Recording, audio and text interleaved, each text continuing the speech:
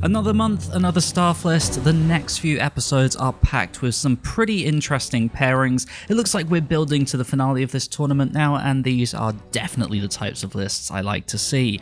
As always, for those looking to avoid spoilers, I won't ever dive deep into the very specifics of the story details, but I will have to at least acknowledge a few matchups in order to contextualize the staff. This is your warning. If you're someone who doesn't want to know anything, click away. This is your last chance. With that said, let's dive in. We only have 3 episodes worth of staff to cover today. This is because we already got 119 last month, and there's sadly no episode on New Year's Eve. We'll have to suffer the wait for episode 22, which, as you'll hear shortly, is pretty damn hype. It'll be suffering at its finest. So, episode 120, this is where Goku and Ko take on the robot-looking guys from Universe 3. We've got ourselves a new writer for this episode in the form of Kenichi Yamashita. He's been a writer at Toei since at least 2004 and is probably most well known for his work on the Precure series, having written for basically every incarnation over the past 10 years.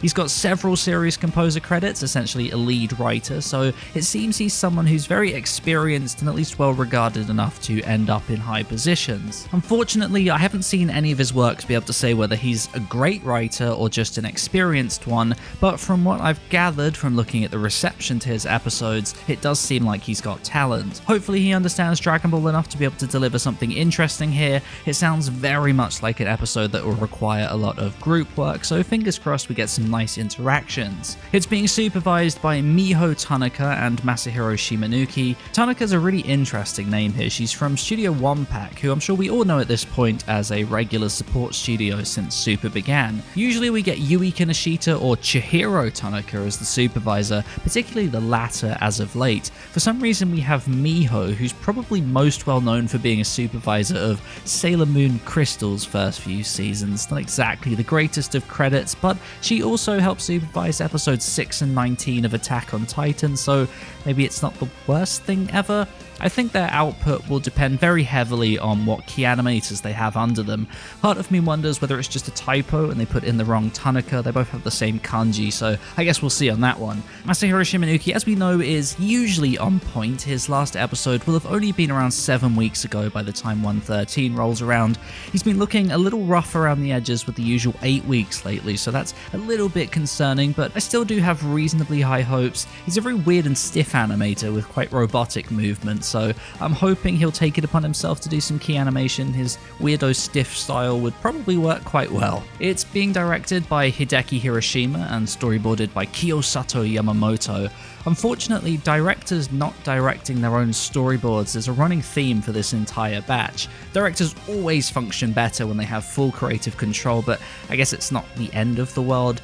I have to say, I'm not a huge fan of Hiroshima as a director. I don't think he's great at letting big moments sit in. Everything tends to feel like they're just going through the motions. As much as I like Tate's 103 on the animation front, it's not a great episode in retrospect. The battles don't really have much intensity, and the dramatic reveal is not very dramatic. On the plus side, I do like Yamamoto as a storyboard artist. Episode 86 was absolutely stunning with some of the best compositions of the arc. His most recent work was episode 108, which, okay, it was a Yashima episode, so the animation wasn't the best, but the storyboard was more than nice. I think we're in for a pretty middle-of-the-road episode as far as animation goes. Unless Kenotsuka shows up for some reason and does some nice mech animation, it'll be one of those episodes that hinges very heavily on interesting compositions over anything else. I hope I'm wrong, but yeah, I'm not expecting masses. Episode 121 is the follow-up and hopefully the conclusion of the fight. It's being written by fan-favourite writer Toshio Yoshitaka. Much like the last episode, it sounds like it will be one packed with different characters, so fingers crossed his forte in that area comes to light once again. He did well with episodes 107 and 112, so I don't really have any doubt in my mind that he'll deliver here. Takao Iwai is directing. He is wonderful. He knows how to direct character interaction, comedy, action, everything. His most recent recent example, 112, was just wonderful in that regard. The added bonus is that he seems to be someone who's really good at directing and elevating other people's storyboards. He rarely boards himself. In fact, the last time he did so on a regular basis was in like 2011. The storyboard for this episode comes from YOSHITAKA YASHIMA. We all know him as the solo supervisor with the speed of the gods, but as I mentioned every single time he storyboards, I've always found his boards to be his strongest asset. His action isn't necessarily the most well-framed thing in the world, but he's very good at emphasizing the scale of the battles with some pretty damn creative angles. I definitely have a lot of faith there.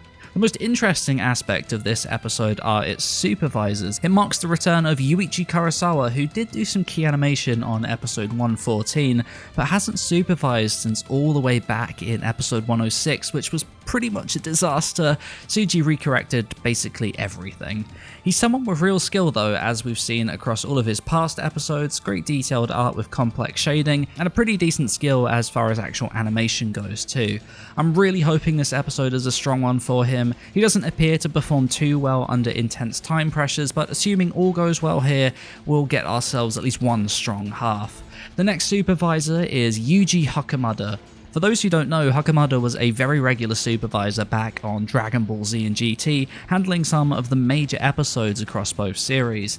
He's not a total stranger to Super. He first popped up towards the end of the Universe 6 arc and throughout some of the copy Vegeta stuff as an assistant supervisor. He vanished to do the new Digimon series, but then came back to us for episode 113. At this point, it's not clear exactly what his style looks like these days, so I'm really damn excited to see how much he's evolved. He's had a pretty intense career at Toei. Him and Ken Otsuka worked together as mech supervisors once on Gaiking. It'd be very cool to see them together again for a mech-focused episode like this, especially if Otsuka doesn't actually show up on the previous episode. Either way, this should be one hell of a fight if all goes right, especially for those of us who love to work out the different styles. But nothing, and I mean nothing, can compare to what's coming in episode 122. I already made a video on this thanks to Takahashi kindly revealing this privately in advance, but he is of course returning to supervise another episode, and now that we have story context, it's looking to be Vegeta versus Jiren. As someone who's a not-so-secret fanboy of Vegeta, I am absolutely ecstatic. That single shot he drew of Vegeta back in 114 has had me at full mast ever since. I cannot wait. He's joined by Hirotaka Nii, who to me is a bit of a weird choice here. I would have personally flipped Nii with Kurosawa just for the sake of visual consistency. Nii's work is so polar opposite to Takahashi's usually, but I suppose we'll see. Nii's a very strong supervisor and seems to do action well, so as far as keeping up the quality in that regard, it's a sensible pairing. I do think we should expect a degree of visual inconsistency, but we did survive Takahashi with Toei Philippines last time, so I imagine we can at least live through this one. It's being storyboarded by NAOTOSHI SHIDA. I have doubted SHIDA's boarding abilities for the longest time, but honestly, after so many amazing episodes from him in this arc, I don't have a single doubt left in my mind. I'm really hoping to see more of those seamless action transitions that he's been throwing at us over and over again across his past few episodes. I think the question that myself and a few of my animation buddies instantly had come to mind was, is this going to be like episode 95 where he also provides key animation along with his storyboard? Personally, I think they'll want to keep him for the finale, and because he's quite a slow animator, having him show up now would probably limit what he ends up doing for the final fight. That wouldn't be ideal. One of my friends has asked Takahashi whether Shida will animate, so if he comes back to us with positive news, I will of course let you know in another video. The only major downfall with this episode is its director. I've given Takahiro Imamura the benefit of the doubt before his past couple of episodes, and he's let me down every single time. I really hope he proves me wrong this time. Takahashi's latest episode wasn't particularly well directed either. He deserves better, so I'm crossing all my limbs and hope that Imamura can actually elevate the top tier action like he did most recently in episode 93. Atsuhiro Tomioka's writing the script. We know he's good. He's another fan favorite next to Toshio Yoshitaka, so I'm not even remotely worried here. I'm curious as to whether he'll be taking the reins on the writing as this arc moves towards this finale. He wrote the start of this arc right through to the end of the exhibition matches and also penned the second half of the special.